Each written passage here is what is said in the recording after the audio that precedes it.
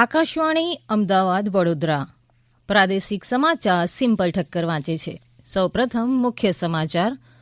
પ્રધાનમંત્રી નરેન્દ્ર મોદી મધ્યપ્રદેશના ખેડૂતોને વીડિયો કોન્ફરન્સિંગ માધ્યમથી આજે સંબોધન કરશે, જેમાં કેન્દ્રના નવા કૃષિ કાયદાઓ ખેડૂતો માટે કેવી રીતે હિતકારક છે તેની જાણકારી અપાશે. મુખ્યમંત્રી વિજય રૂપાણી રાજ્યના 8 જિલ્લાઓના સરપંચો સાથે વિવિધ વિષયો પર આજે વીડિયો કોન્ફરન્સિંગ દ્વારા સંવાદ કરશે. ગુજરાતના ગૃહ વિભાગની ઈ ગુજકોપ એપ્લિકેશનને સમગ્ર દેશમાં પ્રથમ સ્થાન મેળવ્યું છે. કૃષિ સુધારણા બિલ અંગે લોકજાગૃતિ માટે ગુજરાત ભાજપ ગઈકાલથી ખેડૂત સંમેલનો યોજવાની શરૂઆત થઈ છે. રાજ્યમાં કોવિડના દર્દીઓ સાજા થવાનો દર 92.82% થયો છે અને રાજ્યના યુવા અને સાંસ્કૃતિક પ્રવૃત્તિ વિભાગ દ્વારા 25મી ડિસેમ્બરથી ઓનલાઈન યોગાસન તાલીમ શિબિર યોજાશે. સમાચાર વિગતવાર. પ્રધાનમંત્રી નરેન્દ્ર મોદી મધ્યપ્રદેશના ખેડૂતોને વીડિયો કોન્ફરન્સિંગ માધ્યમથી આજે સંબોધન કરશે. મધ્યપ્રદેશ સરકારે આજે નિર્ધારિત કરેલા ખેડૂત કલ્યાણ કાર્યક્રમમાં ઉપસ્થિત ખેડૂતો અને આમંત્રિતોને પ્રધાનમંત્રી સંબોધન કરશે.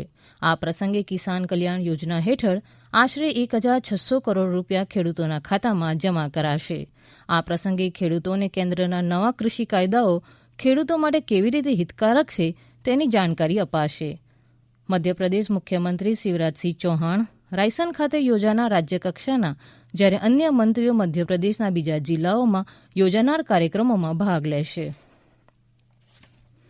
મુખ્યમંત્રી વિજય રૂપાણી રાજ્યના 8 જિલ્લાઓના સરપંચો સાથે વિવિધ વિષયો પર આજે વીડિયો કોન્ફરન્સિંગ દ્વારા સંવાદ કરશે. શ્રી રૂપાણી સેટકોમના માધ્યમથી બેચરાજી ગામના સરપંચો સાથે આત્મનિર્ભર ગુજરાત વિષય પર સંવાદ કરશે.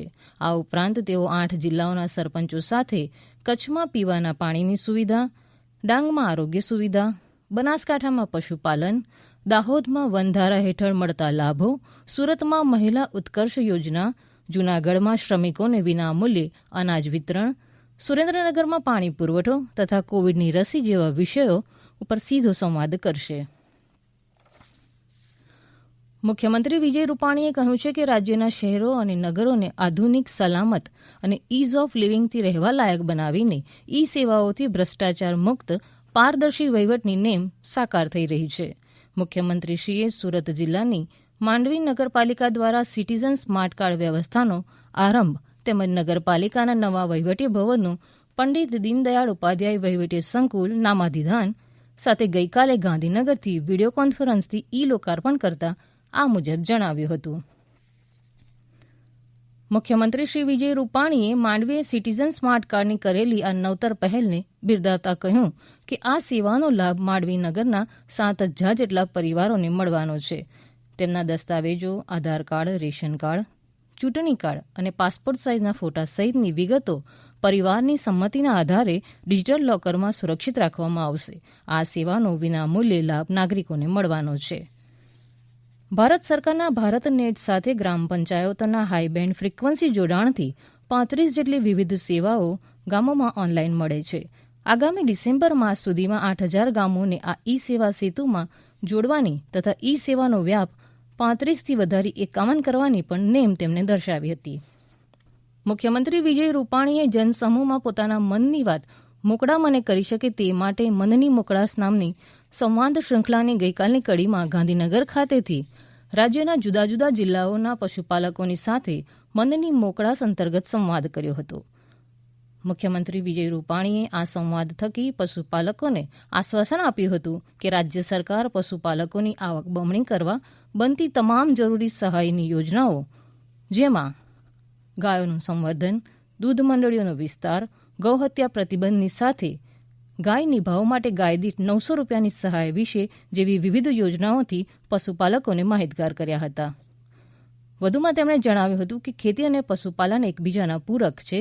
ગુજરાતનું ગ્રામ્ય અર્થતંત્ર પશુપાલનના કારણે ધબકતું રહ્યું છે. ગુજરાતના ગૃહ વિભાગની ઈ ગુજકોપ એપ્લિકેશનને સમગ્ર દેશમાં પ્રથમ સ્થાન મળ્યું છે. નવી દિલ્હી ખાતે યોજાયેલા એક કાર્યક્રમમાં કેન્દ્રીય ગૃહ રાજ્યમંત્રી જી કિશન રેડ્ડીએ ગુજરાતની ઈ ગુજકોપ એપ્લિકેશનને બધા જ રાજ્યોની આ પ્રકારની એપ્લિકેશનમાં શ્રેષ્ઠ સિસ્ટમનો પુરસ્કાર અર્પણ કર્યો હતો. ઈ ગુજકોપ સિસ્ટમ હેઠળ રાજ્યના બધા જ 725 પોલીસ મથકો તથા અન્ય 1338 કચેરીઓને સાંકળી લેવાઈ છે. આ પ્રોજેક્ટમાં બધા જ પોલીસ મથકો કચેરીઓને કમ્પ્યુટર પ્રિન્ટર તથા કનેક્ટિવિટી અપાઈ છે. આ સિસ્ટમ હેઠળ રાજ્યના પોલીસમાં નોંધાતી એફઆઈઆર તથા ચાર્જશીટ સીધી અદાલતોમાં મોકલવાની પણ વ્યવસ્થા છે.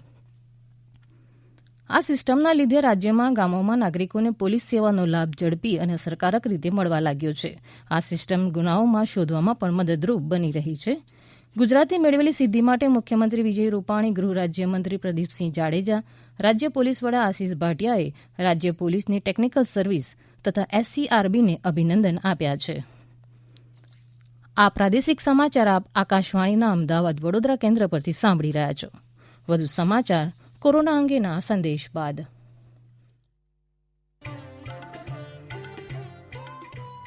કોવિડથી બચવાના મહત્વપૂર્ણ 3 ઉપાય: માસ્ક પહેરો, 2 ગજનું સલામત અંતર જાળવો અને હાથ સાફ રાખો.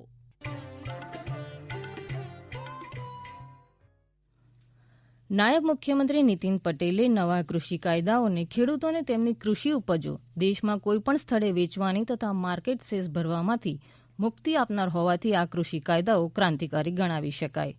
પંચમહાલ, દાહોદ તથા મહીસાગર જિલ્લાના ખેડૂતો માટે મોરવા હડફ ખાતે ગઈકાલે યોજાયેલા કૃષિ સંમેલનમાં બોલતા શ્રી પટેલે નવા કૃષિ કાયદાઓ ખેડૂતો માટે આર્થિક વિકાસની લહેર લાવશે તેવો વિશ્વાસ વ્યક્ત કર્યો હતો. નાયબ મુખ્યમંત્રી નીતિન પટેલે 3 કૃષિ કાયદાઓની વિસ્તૃત જાણકારી આપી હતી.